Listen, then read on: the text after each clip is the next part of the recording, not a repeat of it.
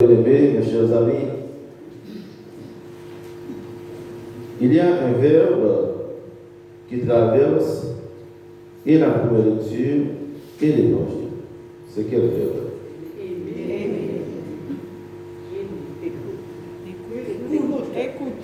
Écoute. Écoute Israël. Schéma Israël. C'est le fondamental de la foi du peuple d'Israël. C'est le credo du peuple d'Israël. C'est comme dans le christianisme, nous avons notre credo en deux versions. Le symbole des apôtres et le symbole de Nicée Constantinople.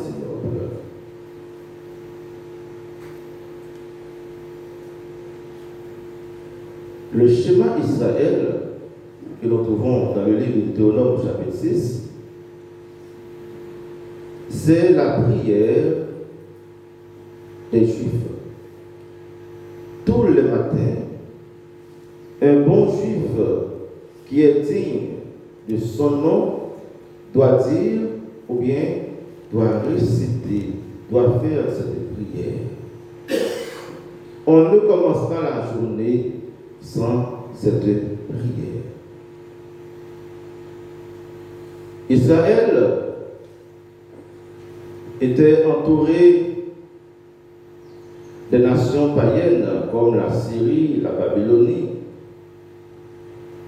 et tant d'autres. À travers Moïse, le Seigneur Dieu avait donné une loi à ce peuple. Dieu avait donné des commandements à ce peuple pour l'aider à se rappeler de ce Dieu qu'il a délivré de la main de Pharaon, de la main des Égyptiens. Parce que les autres nations, ce qu'on appelle les nations païennes, c'est-à-dire ils adoraient d'autres dieux, les faux dieux. Le Dieu qui a accompagné le peuple d'Israël, c'est le vrai Dieu, Elohim, le Seigneur des Seigneurs. Yahvé. C'est à ce Dieu que nous devons rendre un culte. Et voilà Jésus qui est la loi parfaite, la loi personnifiée, se trouve dans l'obligation de résumer toute la loi en une seule loi. Dans le judaïsme, pour être reconnu comme un grand maître, tu dois avoir cette capacité de résumer toute la loi en une seule loi. Il y avait environ plus de 613 lois sans compter les préceptes. Il y avait le grand maître, celui qui a formé Paul, il s'appelle comment? Gamaliel, c'était le grand maître, le professeur de l'apôtre Paul. Il y avait un autre qui était très reconnu, un grand maître, le maître Hillel. Tous ces maîtres avaient cette capacité de faire un résumé de la loi.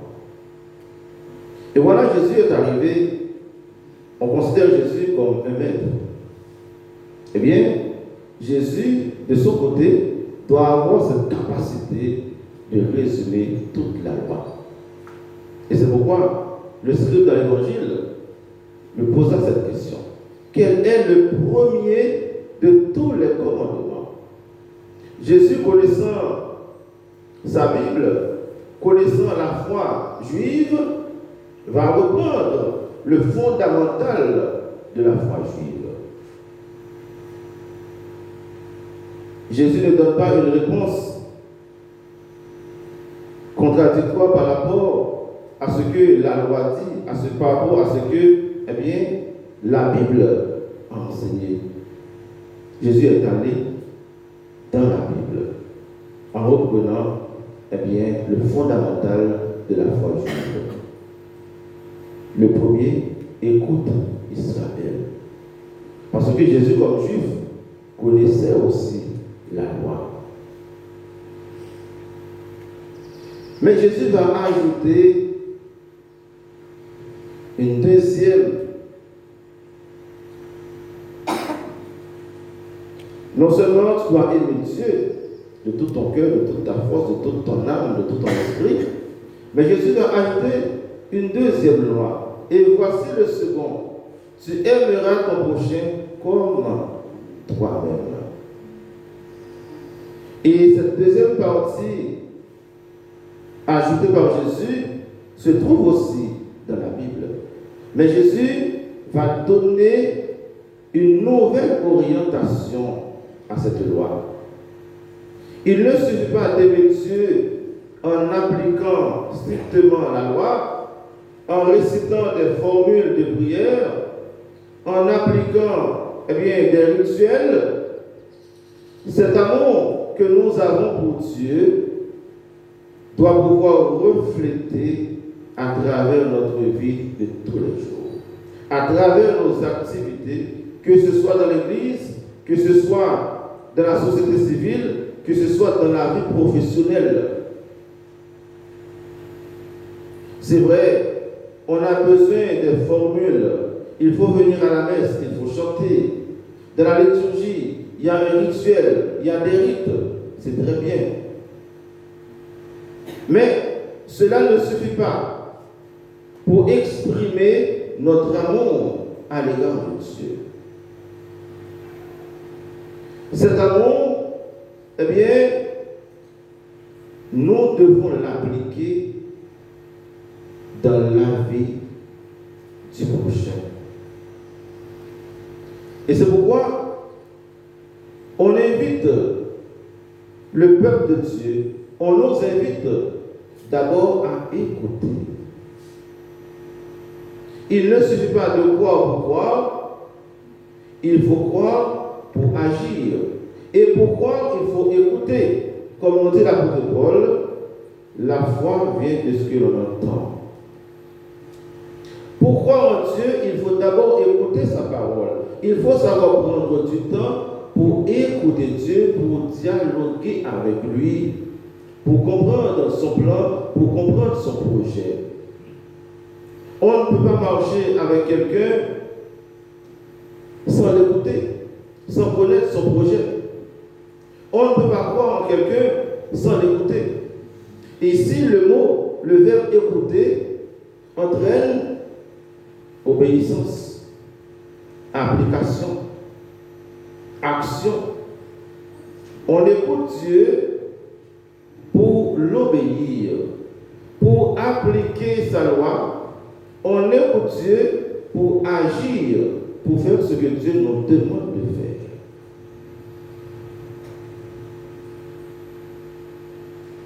Ce n'est pas écouter pour écouter. Cela demande de l'attention. Vous voyez, vous m'écoutez avec attention. Il faut savoir intégrer cette parole.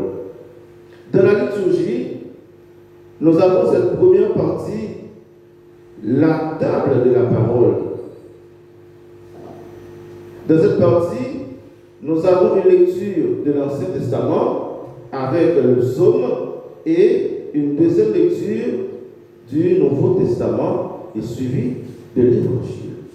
C'est Dieu qui nous parle à travers sa parole. Cette parole, c'est une parole vivante.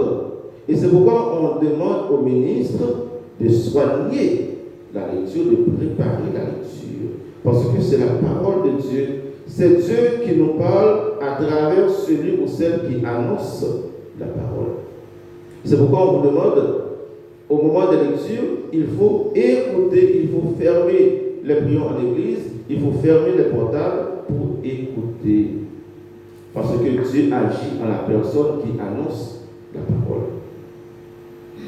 Lire, c'est différent. Écouter, c'est une autre chose. Si on n'écoute pas, on ne va pas pouvoir intégrer cette parole. Dieu nous parle encore à travers les événements de la vie ordinaire. Il y a la parole de Dieu, il y a aussi la création. Dieu nous parle à travers sa création. Il nous parle à travers la maladie d'un enfant, à travers le mauvais comportement de mari, à travers le mauvais comportement d'une épouse, à travers le mauvais comportement de l'enfant. Dieu nous parle à travers les situations, à travers les événements de notre vie. Il nous parle à travers les crises, les conflits qui traversent nos familles. Il nous parle à travers les crises qui traversent l'Église, à travers les crises qui traversent la société. Dieu a toujours un message à nous donner à travers n'importe quelle situation, que ce soit une bonne situation, que ce soit une mauvaise situation. Il y a toujours un message divin dans les événements. C'est à chacun de nous de savoir prendre du temps pour capter ce message et pour l'intégrer dans notre vie.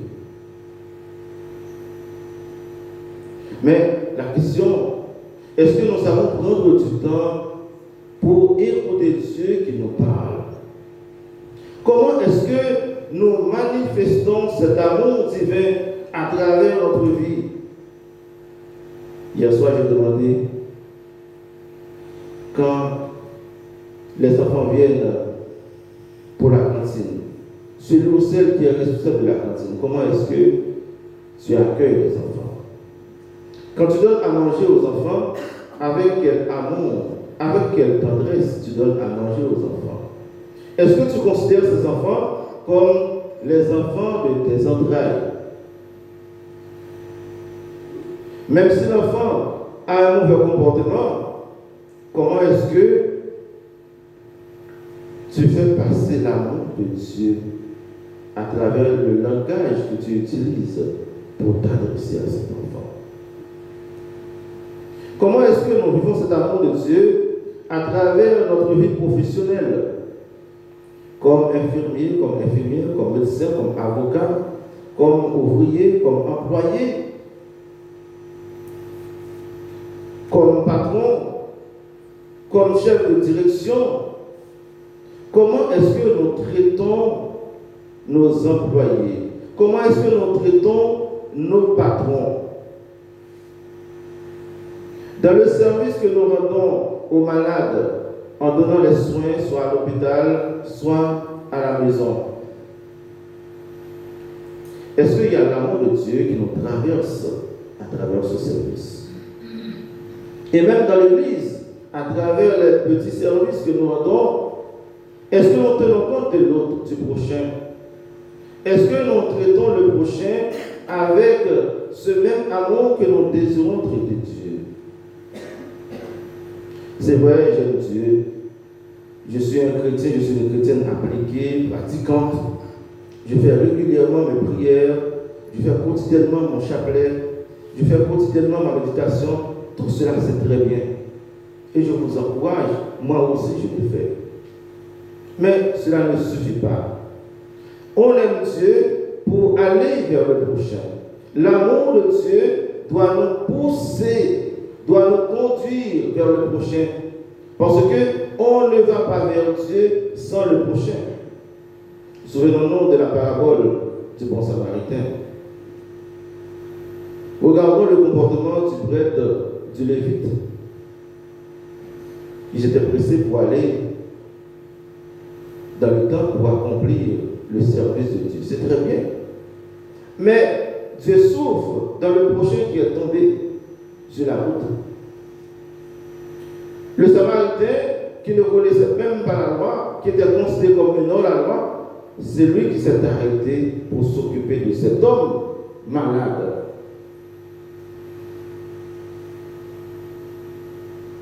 Comme Jésus a demandé, qui a fait preuve de tendresse à l'égard de cet homme. Mais c'est celui qui s'est arrêté pour s'occuper de lui. Qui est mon prochain?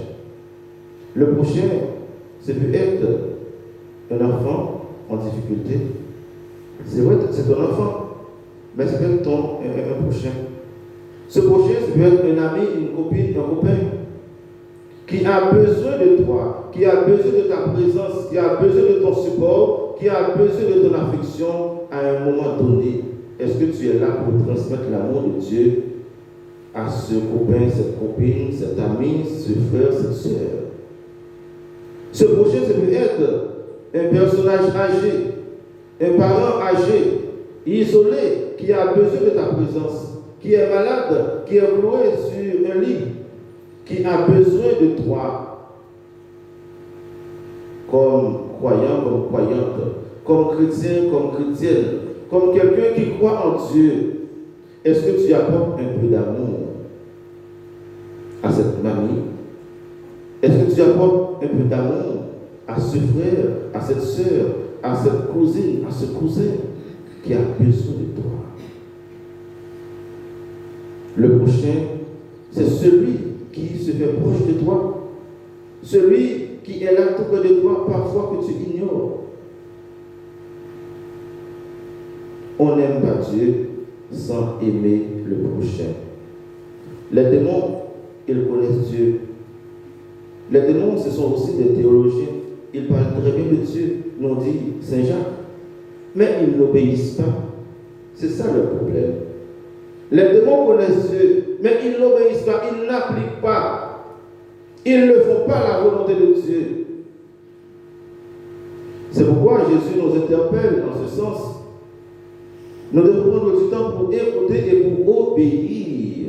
Obéir, c'est faire ce que Dieu nous demande de faire. Frères et sœurs bien-aimés, nous allons prier pour nous, pour chacun de nous. Nous allons demander à l'Esprit Saint de nous aider à transmettre cet amour divin à nos prochains. Nous allons demander à la Vierge Marie et Saint Joseph de nous conduire vers nos prochains, comme la Vierge Marie a été auprès de sa cousine Élisabeth pour lui transmettre la joie du Christ, pour lui transmettre la joie divine. Nous qui écoutons la parole de Dieu tous les dimanches, nous avons cette obligation. Nous qui connaissons Dieu, nous qui communions tous les dimanches, nous avons ce devoir sacré. Nous avons cette obligation d'aller transmettre cet amour reçu de Dieu à nos frères et à nos sœurs. Prions pour notre communauté, pour notre paroisse. Prions pour nos familles. Prions pour la société. Que nous soyons des transfigurés de l'amour divin. Et en étant transfigurés par cet amour, nous pouvons transfigurer nos familles, nous pouvons transfigurer l'Église, nous pouvons transfigurer la société. Que l'amour de Dieu règne dans notre cœur, maintenant et pour les siècles des siècles. Amen.